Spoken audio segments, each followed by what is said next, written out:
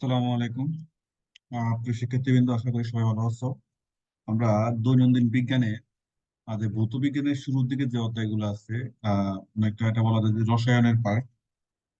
তো আমরা সেই দিকে একদম একদম শুরুর দিকের অধ্যায়, কিছু অধ্যায় নিয়ে আলোচনা করবো। আহ আমি স্ক্রিন শেয়ার করি।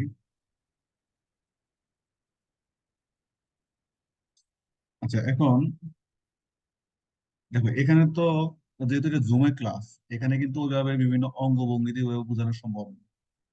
সেক্ষেত্রে অবশ্যই কারো যদি কোনো প্রবলেম হয়, অবশ্যই ক্লাস এসে জিজ্ঞেস করতে হবে। এছাড়া কিন্তু দেওয়া হবে না। আমি জাস্ট একটা ওভারভিউ দিব যেন মোটামুটি বুঝতে হয়ে যাবে বা কোন পড়াগুলো পড়তে হবে সেগুলো। আর অনেকেই যারা সায়েন্স ব্যাকগ্রাউন্ডের না, অনেকেই মনে করো যে সায়েন্স পারি না, বেসিক দুর্বল, বেসিক থেকে পড়া। বেসিক বলতে মেয়ে কোনো কথা নেই। বেসিক বলতে জান কিছু জিনিস আছে তোমার একদম শুরুতে, কিছু জিনিস আছে মুখস্থ করতে হবে। এখন যেটা বলবো, যেটা বোঝানো সেটা বোঝাবো। আর যেটা হলো শুরুতে মুখস্থ করতে হবে। কারণ কিছু জিনিস তুমি যদি যেমন 1 2 3, 1 থেকে 9 পর্যন্ত শূন্য সহ, এগুলো তাকে মুখস্থ করতে হবে, কিভাবে লেখে সেটা জানতে হবে। এরপরে না তোমাকে যদি বলা হয় যে 11 কিভাবে লিখতে হয়, বলবো যে 1 1 11। কারণ তুমি তো যদি বলো যে আমি 1 কিভাবে লেখো সেটা যদি তুমি বুঝতে চাও, তাহলে হলো কি হবে? তোমাকে 1 থেকে 9 পর্যন্ত এটা আগে শিখতে হবে। এরপর তোমাকে যে দুইটা অঙ্ক মিলে কিভাবে একটা সংখ্যা লিখতে হয়, বা তিনটা অঙ্ক মিলে কিভাবে একটা সংখ্যা লিখতে হয় সেটা বোঝানো যায়। প্রথম যে বেসিক কিছু জিনিস আছে সেটা তো মুখস্থ রাখতে হবে 1 থেকে 9। কারণ না তোমাকে আমি কিভাবে সংখ্যা লেগে সেটা আমি বুঝাতে পারবো। একইভাবে বিজ্ঞান বলা যে কোনো সাবজেক্টের এরকম কিছু জিনিস আছে এলিমেন্টারি, ওই জিনিসটা মনে রাখতে হয়, মুখস্থ করতে হয় শুরুতে। কারণ অনেকে আছে কি করে, এগুলা চাই যে মুখস্থ না করেই খুব এক্সপার্ট হয়ে যেতে, সেটা সম্ভব না। তো যাই হোক, আমাদের যে প্রথম টপিকটা, এটা হচ্ছে পদার্থের অবস্থা ও তাদের পরিবর্তন। আমি চেষ্টা করবো যত দ্রুত সে যাওয়া যায় আর কি। পদার্থের অবস্থা তাদের পরিবর্তন। দেখো এখানে এই যে পদার্থ এবং শক্তি, এটা এখান থেকে মাঝে মধ্যেই আসে যে ভর, কার ভর আছে। পদার্থের ভর আছে, যেমন তুমি একটা ধরো, এই যে আমার একটা মানি ব্যাগ এখানে রাখছি, এই যে মানি ব্যাগের একটা ভর আছে না? কিন্তু শক্তি, ধর আলো একটা শক্তি, আলোর কি ভর আছে? তাহলে পদার্থের ভর আছে, কিন্তু তোমার শক্তির ভর কি নেই। পদার্থ কি জায়গা দখল করে, তুমি একটা বই কোন এক জায়গায় রাখো, জায়গা দখল করবে না? জায়গা দখল করবে না। কিন্তু শক্তি স্থান দখল করে না। উদাহরণ কি, যেমন বাতাস, পানি, এগুলো হচ্ছে কি তোমার পদার্থ। তাপ, বিদ্যুৎ, আলো, এগুলো কি, যেমন তাপ শক্তি, আলোক শক্তি, বিদ্যুৎ শক্তি, এগুলো আমরা শক্তিই বলি। কখনো আমরা বলি না যে তাপ পদার্থ, আলোক পদার্থ, বিদ্যুৎ পদার্থ, এটা আমরা বলি না। হ্যাঁ। তাহলে বায়ু, বায়ু কি একটা পদার্থ? কারণ কি, বায়ু জায়গা দখল করে। বায়ু কি করে, স্থান দখল করে, বায়ু ভর আছে। হ্যাঁ। তাহলে এই চারটা খুবই গুরুত্বপূর্ণ। আচ্ছা, আমি একটা হাইলাইটার নিয়ে নিই। তাহলে এই চারটা খুবই গুরুত্বপূর্ণ, এটা মনে রাখতে হবে যে পদার্থ এবং শক্তি, কার ভর আছে, কে স্থান দখল করে, এটা একটা বেসিক জিনিস। তুমি নর্মালি চিন্তা করো যে এই যে বাতাস, পানি, এরা তো জায়গা দখল করে, ভর তো আছে। আর শক্তি, আলো, যে বিদ্যুৎ, তুমি কারেন্টের বিদ্যুৎ সুইচ দিলে ফ্যান চলে, এই যে বিদ্যুৎ যে যায় কোন জায়গা দিয়ে যায়, তার মধ্যে দিয়ে যায়, তুমি কখনো বলতে পারবা যে এই জায়গায় অবস্থান করতেছে, জায়গা দখল করছে? হ্যাঁ। বা ভর আছে 1 কেজি বিদ্যুৎ, তো বলা যায় না। আচ্ছা, যাই হোক, তারপর একটা একটা পদার্থ সাধারণত কয়টা অবস্থায় থাকতে পারে? 3টি অবস্থায় থাকতে পারে। কি কি? কঠিন, তরল, বায়বীয়। মনে রাখবো যে কঠিন, যেমন বালু, যেমন এই কঠিন পদার্থ। এক্সাম্পল কি? এই যে বালু, পানি, লবণ, এগুলো বোঝানোর তেমন কিছু নাই। তরল পদার্থ, তরল তো বুঝোই কি, পানি। গ্যাসীয় পদার্থ, এটা বুঝো। গ্যাসীয় পদার্থের নির্দিষ্ট আকার আয়তন কোনোটাই নাই, এটা মনে রাখবে। নির্দিষ্ট কি, এই যে আকার আয়তন কোনোটাই নাই। কিন্তু এই যে কঠিন পদার্থের কিন্তু আকার আয়তন দুইটাই আছে। আর তরল, তরলের আয়তন আছে কিন্তু আকার নাই। তরল দেখবা যে পাত্রে তুমি ঢালবা, ওটার আকার ধারণ করে, তার মানে এর নির্দিষ্ট কোনো কি আকার নাই। তরলের নির্দিষ্ট, এটা মনে রাখতে হবে। তাহলে কঠিনের আয়তন এবং আকার দুইটাই আছে, তরলের আয়তন আছে, মানে আয়তন দখল করে তরল। পানি রাখলে আয়তন দখল করবে, কিন্তু নির্দিষ্ট কোনো আকার নাই। কারণ তুমি গ্লাসে রাখলেও একটা আকার ধারণ করবে, একটা বলের মধ্যে রাখলে, পানি রাখলে একটা আকার ধারণ করবে, তার মানে নির্দিষ্ট কোনো আকার নেই। আর গ্যাসের এটা হচ্ছে আকার মানে আয়তন একটাও নাই। এবং গ্যাসের মধ্যে আমরা দেখবা যে একটা কঠিন বস্তু, কঠিন বস্তুর মধ্যে অণুগুলা কি কঠিন বস্তু দৃঢ় না, কারণ কি অণুগুলা খুব সন্নিকটে থাকে একটা কাছে। তো কঠিন বস্তু সে তরলে কি করে, অণুগুলো আর একটু দূরে থাকে, গ্যাসেও অণুগুলা কি আরো বেশি দূরে থাকে। তার মানে এদের যে আকর্ষণ শক্তি সবচেয়ে কম হলো কোথায়, গ্যাসে। তারপরে গ্যাসের চেয়ে একটু স্ট্রং হলো তরলে, তরল হচ্ছে আরো স্ট্রং হলো কঠিন। আর এই জিনিসগুলো একটু তোমরা মনে রাখবা, এগুলো ইয়ে করবা। তাহলে তরল পদার্থে কয়টা অবস্থা, তিনটা অবস্থা থাকতে পারে। একমাত্র একটাই বস্তু আছে যে তিন অবস্থা থাকতে পারে, সেটা হচ্ছে কি, এই পানি। এই যে এই জিনিসগুলো মনে রাখবে, পানি একমাত্র পদার্থ যা প্রকৃতিতে তিন অবস্থায় থাকতে পারে। এই যে জিনিসগুলো দেখবা, এগুলো তেমন বোঝানোর কিছু নাই। গলনাঙ্ক বলতে কি কি বোঝায়, কোন একটা ধরো কঠিন পদার্থ যে তাপমাত্রায় গলতে শুরু করে, এই যে কঠিন পদার্থ তরলে পরিণত হওয়াকে কি কি বলে, গলন বলে। একটা কঠিন পদার্থকে তুমি তরলে পরিণত করছো, এটাকে কি বলে, গলন গলন গলন বলবো, গলনাঙ্ক বলবো। তাহলে এই স্বাভাবিক বায়ুমণ্ডলের চাপে, এটা মনে রাখার বিষয়, বায়ুমণ্ডলের চাপে বরফের গলনাঙ্ক কত, শূন্য। তো পুরো লেখাটাই রিডিং করতে হবে, আমি তো পুরোটা ইয়ে করবো না, পুরোটাই রিডিং করবো। আবার এক এক বস্তুর গলনাঙ্ক কিন্তু এক এক রকম, সব বস্তু কিন্তু একই তাপমাত্রায় গলতে শুরু করে না। এক এক বস্তু এক এক রকম। তুমি যে কোনো জিনিস, তুমি কি সব বস্তুর জন্য একই তাপমাত্রা গলবে, একই তাপমাত্রা গলবে না। তুমি যদি একটা স্বর্ণকে গলাতে চাও, যে তাপমাত্রা লাগবে, একটা লবণকে গলাতে হলে কি একই তাপমাত্রা লাগবে, একই তাপমাত্রা লাগবে না। তার মানে একই বস্তু গলনাঙ্ক কি এক এক রকম, এটা তাদের বিশুদ্ধতার উপর ডিপেন্ড করবে। আচ্ছা, এই যে প্রত্যেক বিশুদ্ধ কঠিন পদার্থের এক একটা নির্দিষ্ট গলনাঙ্ক থাকে। হ্যাঁ, এই গলনাঙ্ক হইলো কি উহার বিশুদ্ধতার মান দণ্ড। যে কোনো কোনো কঠিন পদার্থের সঙ্গে অন্য কোনো পদার্থ মিশাতে থাকলে পদার্থের গলনাঙ্ক স্বাভাবিক গলনাঙ্ক চেয়ে নিচে নেমে যায়। এবং একটা কঠিন বস্তুর সাথে অন্য কোনো পদার্থ যদি মিশাও, তাহলে স্বাভাবিক গলনাঙ্ক কি আগের চেয়ে কমে যায়। এবং খাঁটি সোনার গলনাঙ্ক বেশি, কিন্তু খাঁটি সোনার সাথে যদি তুমি খাদ মিশাও, তাহলে তার কি গলনাঙ্ক কমে যায়। এইসব জিনিস একটু রিডিং করবা, রিডিং করলে এগুলা তেমন কিছু নেই।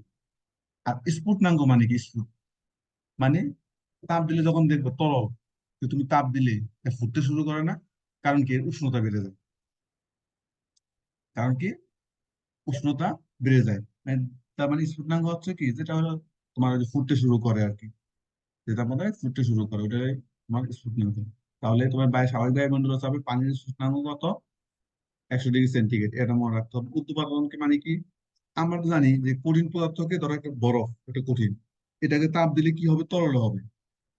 আবার তরলকে মানে পানিকে তাপ দিলে কি হবে, বাষ্প হবে, এটা হলো নিয়ম।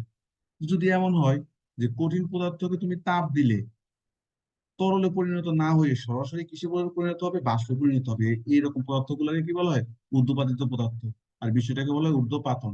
কারণ এখানে আসে কি, আসে হচ্ছে উদাহরণ, এই যে কর্পূর, গন্ধক, আয়োডিন, নেপথালিন, নিশাদল, ammonium chloride, carbon dioxide, arsenic, benzoic acid. এগুলো খুবই গুরুত্বপূর্ণ এক্সাম্পল, প্রতিটা গুরুত্বপূর্ণ এক্সাম্পল। এই যে এই জায়গায় যে প্র্যাকটিস গুলো আসছে বিভিন্ন বিগত বছরে, এগুলা পড়বা, সবগুলো প্র্যাকটিস করবা, প্র্যাকটিস করলে জিনিসগুলো দেখবা যে কয়টা আসছে, কতবার আসছে। এরপর দেখো পদার্থের শ্রেণী বিভাগ। পদার্থ, এই যে মিশ্রণ, খাঁটি বস্তু, খাঁটি বস্তুর মধ্যে মৌল, যৌগ। মিশ্রণ মানে কি, ধরো দুই বা ততোধিক বস্তু যদি, এই যে দেখো, এই যে মিশ্রণ, এই দুই বা ততোধিক পদার্থ যে কোনো অনুপাতে একত্রে মিশলে যদি তারা নিজ নিজ ধর্ম বজায় রেখে চলে, তাদেরকে বলা হয় কি, ওই সমাবেশটাকে বলে মিশ্রণ। যেমন কি ধরো আমাদের, এই যে আমরা জানি যে আমাদের বায়ুমণ্ডল, এই বায়ুমণ্ডলে কি আছে, বিভিন্ন রকম পদার্থ আছে না। যেমন এদিকে নাইট্রোজেন আছে, আমরা জানি নাইট্রোজেন অনেক বেশি থাকে। নাইট্রোজেন থাকে, অক্সিজেন থাকে, কার্বন ডাইঅক্সাইড থাকে। নাইট্রোজেন থাকে প্রায় 78 এর মতো, অক্সিজেন থাকে প্রায় 20 মতো, তারপরে কার্বন ডাইঅক্সাইড থাকে 0.03।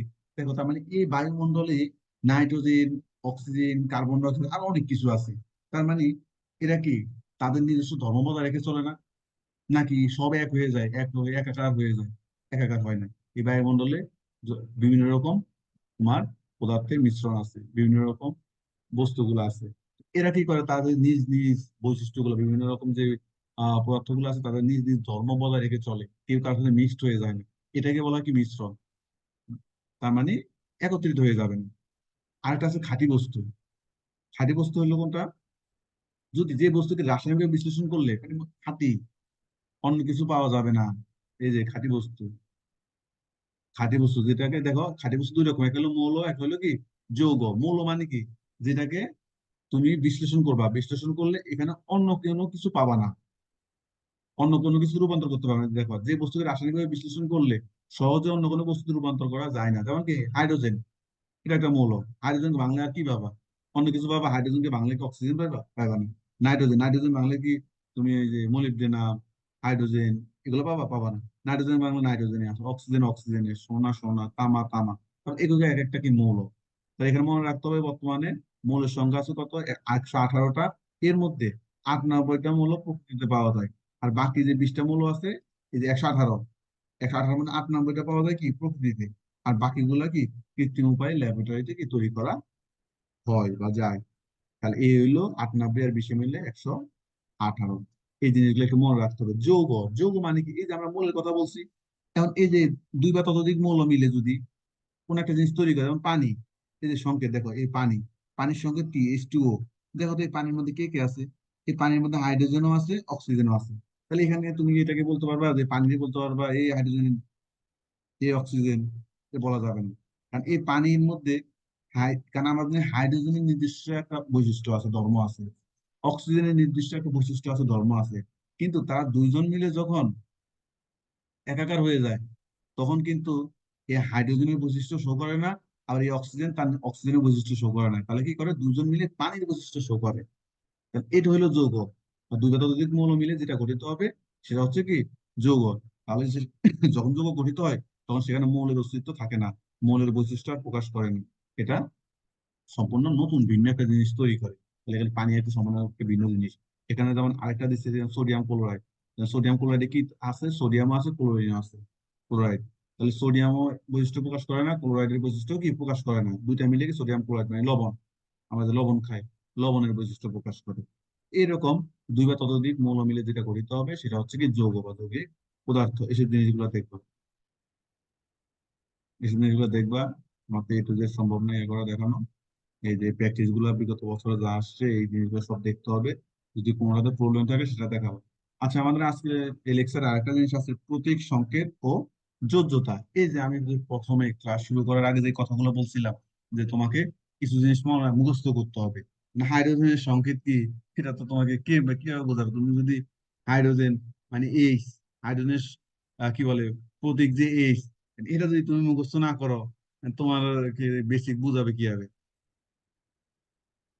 এটা তোমাকে মুখস্থ। কার্বন কে কি দ্বারা প্রকাশ করে? সি দ্বারা প্রকাশ করে। নাইট্রোজেন কে এন দ্বারা প্রকাশ করে। অক্সিজেন কে ও দ্বারা প্রকাশ করে।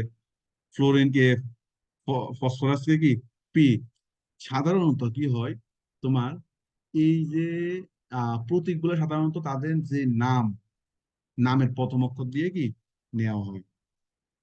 আর অনেক সময় যদি একই নাম একই লেটার ধরো দুইবার চলে আসে, তখন কি করে? পরের আরেকটা লেটার নেই, দুইটা। তাহলে এই জিনিসটা তো তোমাকে তোমাকে অবশ্যই এই যে এই এটা তোমাকে অবশ্যই তো মুখস্থ করতে হবে। তুমি যদি এটা মুখস্থ না করো, যে হাইড্রোজেনকে এই দ্বারা প্রকাশ করে, কার্বনকে সি দ্বারা প্রকাশ করে, তাহলে তুমি চাইবে তোমার বেসিক স্ট্রং করতে, তাহলে এইভাবে বেসিক স্ট্রং হবে কিভাবে? যদি মাছ না সুই পানি, ওইরকম হলে হবে নাকি? তাহলে এরকম এই জিনিসগুলো তোমাকে মনে রাখতে হবে, যে কোনটা সংকেত কি, প্রতীক কি, এই জিনিসটা মনে রাখবা। তাহলে এই যে মৌলে যাই হোক, এখানে আরো কিছু মৌল আছে, যেমন এই যে আরো কিছু মৌল আছে, যেমন এখানে দেখো এই যে কার্বন, কার্বনের সি, এই যে এখানে বলছি। কিন্তু পরে আবার যে ক্লোরিন, ক্লোরিনও তো সি। তাহলে কি ক্লোরিনও সি দিবে, কার্বনও সি দিবে? দিবে না। যেহেতু কার্বন আগে সি দিয়ে ফেলছে, তাহলে ক্লোরিনে সিএল, পরে আরেকটা লেটার নিল। হ্যাঁ, তো এইভাবে যাই হোক। আর যেমন ক্যালসিয়াম, সিএ। তো এখন কোনটাকে কি দ্বারা প্রকাশ করা হয়, এটা তোমাকে তো মুখস্থ করতে হবে, বারবার পড়বা, বারবার লিখবা। জিরকোনিয়াম জেড আর, জিঙ্ক জেড এন দিয়ে, ক্যালসিয়ামকে সিএ, ক্লোরিনকে সিএল। এবার ঠাড়া মুখস্থ করতে, যদি মানে বিজ্ঞান বুঝতেছো তাহলে এটাকে ঠাড়া মুখস্থ করতে হবে, কিছু করার নেই। এটিএম একটা নাম মুখস্থ করতে হবে। এরপর আরো কিছু আছে এখানে, যেমন কি ল্যাটিন নাম থেকে নেওয়া হয়েছে। সোডিয়ামের প্রতীক কি? Na, পটাশিয়ামকে কে, ল্যাটিন নাম। Copper C U, iron Fe, silver Ag, gold Au, lead Pb। তো এগুলা তুমি মুখস্থ না করে আর কোনো উপায় নাই, এগুলা মুখস্থ করতে হবে, কিছু করার নাই। কারণ এই যে এগুলো হচ্ছে ল্যাটিন নাম থেকে নিছে, এগুলো ল্যাটিন নাম, ল্যাটিন নাম থেকে নিছে, এই জন্য সব বোঝা যায় না। তো যাই হোক, এটা তো ইংরেজি নাম, এটা হলো ল্যাটিন নাম। তো এগুলা মাস্ট মুখস্থ করবা, কেউ যদি বিজ্ঞান ভালো করতে চাও তাহলে এগুলো মুখস্থ করবা। আর এগুলো মুখস্থ না করে কখনো বলবা বলবা না যে স্যার ইয়া বুঝি না, বিজ্ঞান বুঝি না কিছু, এগুলো হলো একদম ফালতুনি। যে মার্কারি, মার্কারিকে কি দ্বারা প্রকাশ করে? H G, tin S N, antimony S B, খুবই গুরুত্বপূর্ণ এগুলা। এখানে যে কয়টা দিছে এগুলাই সাধারণত এই কয়টা জানলে হয়। এই কয়টা কোনটাকে কি দ্বারা প্রকাশ করা হয়, কোন সংখ্যা দ্বারা প্রকাশ করা হয়, এই জিনিসগুলা মাস্ট জানতে হবে। এই যে এই যে এটা বাংলা তো আসে, যে বোরন এবং জিরকনিয়াম কোন ভাষা থেকে আসছে? আরবি ভাষা থেকে আসছে, এগুলা দেখবা। প্রতীক গেল, এই প্রতীকগুলো এগুলা মাস্ট মনে রাখতে হবে, মুখস্থ করতে, মনে রাখা বলতে কি বারবার লিখে মুখস্থ করবে যতক্ষণ লাগে, কিছু করার নেই। এরপর হচ্ছে তোমার রাসায়নিক সংকেত। রাসায়নিক সংকেত, এই যে এটা হলো একটা যৌগ আর কি, যে একাধিক মৌল মিলে যৌগ গঠিত হয়। এখন এই যৌগ গঠনের সময় এখানে অবশ্য কিছু বিষয় আছে, যোজনী মনে রাখতে হয়। যেমন ধরো এই যে অ্যালুমিনিয়াম, অ্যালুমিনিয়াম আর অক্সিজেন মিলে যে অ্যালুমিনিয়াম অক্সাইড গঠিত হবে, and কিভাবে গঠিত হয়? এটা মানে একটা যৌগ যখন গঠিত হয়, যৌগ গঠনের নিয়মই হইলো কি, একজনের যোজনী আরেকজনকে দেয়। অক্সিজেনের যোজনী কাকে দিবে? অ্যালুমিনিয়ামকে দিবে। অ্যালুমিনিয়ামের যোজনী কাকে দিবে? অক্সিজেনকে দিবে। আমরা জানি অক্সিজেনের যোজনী কত? 2। 2 কাকে দিবে? অ্যালুমিনিয়ামকে। অ্যালুমিনিয়ামের যোজনী কত? 3। তাহলে 3 কাকে দিবে? অক্সিজেনকে দিবে। মানে একজনের যোজনী আরেকজনের সাথে লেখে, লিখে এভাবে কি রাসায়নিক সংকেতের মাধ্যমে প্রকাশ করি। যোজনী, যোজনী মুখস্থ করতে হবে। যোজনী এই যে অক্সিজেনের 2, এটা কি বোঝার কিছু আছে? এটা হলো মুখস্থ করা। অ্যালুমিনিয়ামের যোজনী হলো 3, এটা বোঝার কিছু নেই, এটা মুখস্থ করতে হবে, মুখস্থ রাখতে হবে।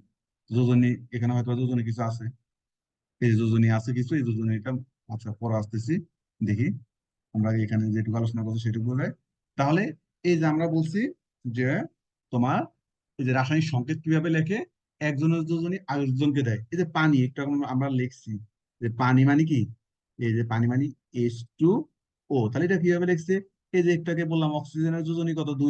এই যে দেখো না, এখানে অক্সিজেনের যোজনী কত? 2। কাকে দিছে? এই যে একে দিছে। এর যোজনী 3, একে দিছে। একইভাবে অক্সিজেনের যোজনী কত? 2, হাইড্রোজেনকে দিছে। হাইড্রোজেনের যোজনী 1, এক লেখা লাগে না। এক কি কোনো জায়গায় কি এক লেখা লাগে? এক লেখা লাগে না, এক এমনি মনে মনে থাকে। তাহলে এই যে পানির সংকেতটা এভাবে আসছে। হ্যাঁ, তাহলে এই জিনিসগুলো মনে রাখতে হবে, যে সংকেত লেখে হচ্ছে যে দুইজন থাকে, ওদের মধ্যে একজনের দুজনই আরেকজনকে দিয়ে দেয়, একজনের দুজনই আরেকজনকে দিয়ে এভাবে রাসায়নিক সংকেতটা লেখে। এই যে ডি, এটা মাঝে মধ্যে আসে যে D2O, ভারী পানির সংকেত। ভারী পানির সংকেত কি? D2O, মনে রাখবে। এখন এই যে এখানে একটা একটা কথা আছে আণবিক সংকেত, একটা কথা আছে কি স্থূল সংকেত। আণবিক সংকেত আর স্থূল সংকেত বলতে বোঝায়, আণবিক সংকেত দ্বারা বোঝায় যেটার মাধ্যমে, যে সংকেতের মাধ্যমে তুমি এই যে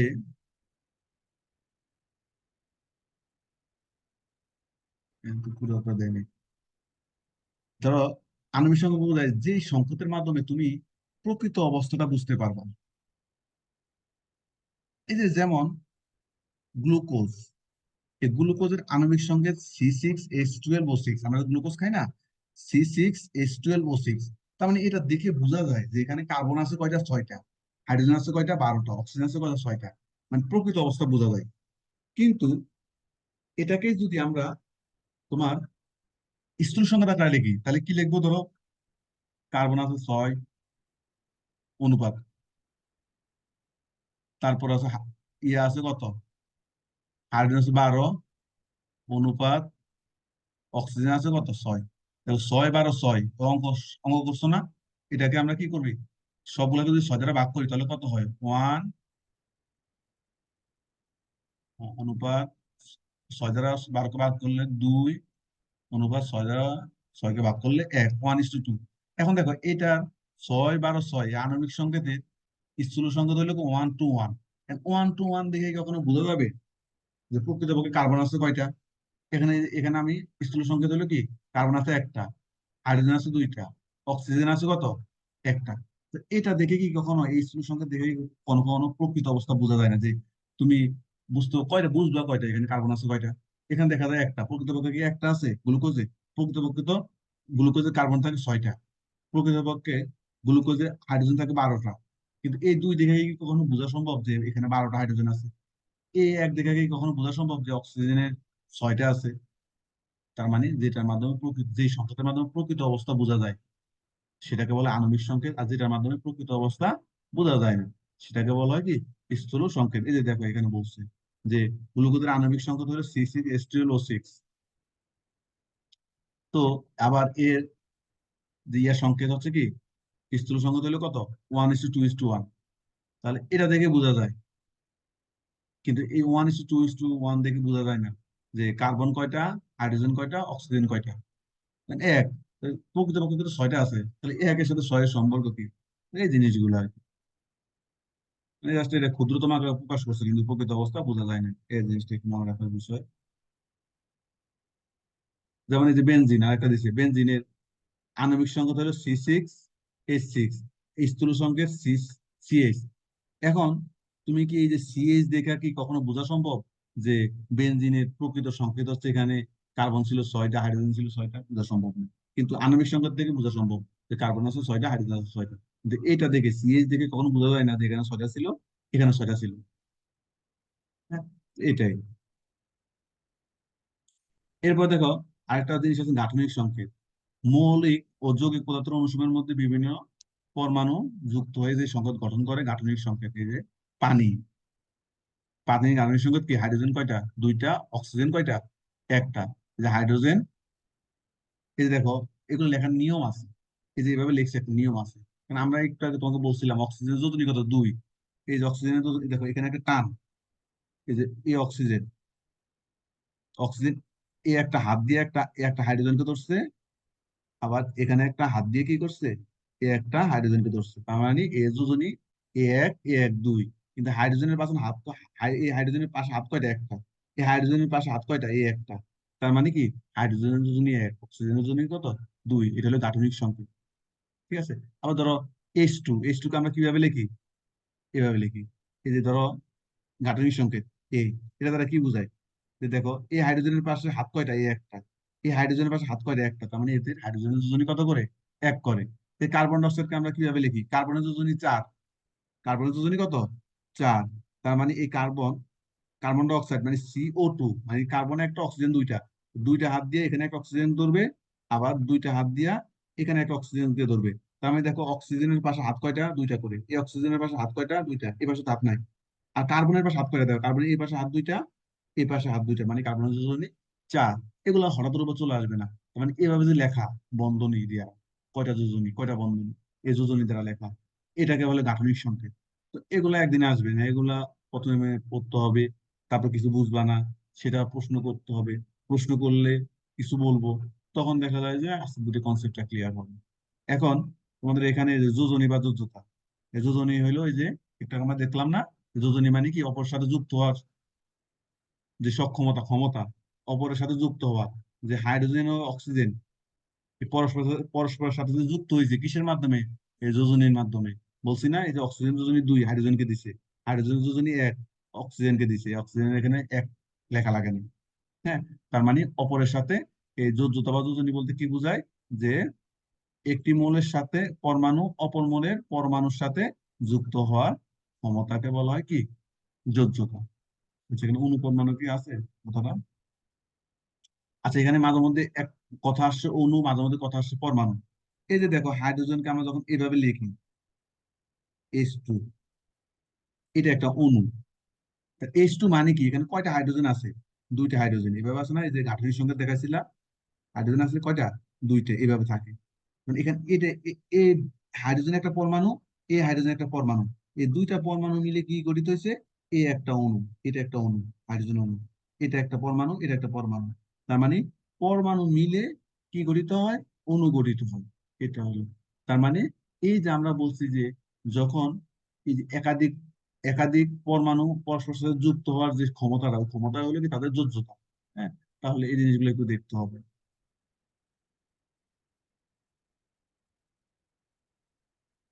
এগুলো বের করা যায়, যোজনীয় বের করা যায়, কিন্তু তাহলে তো আরো ডিপে ঢুকতে হবে, আমাদের অত কিছু দরকার নাই এখন।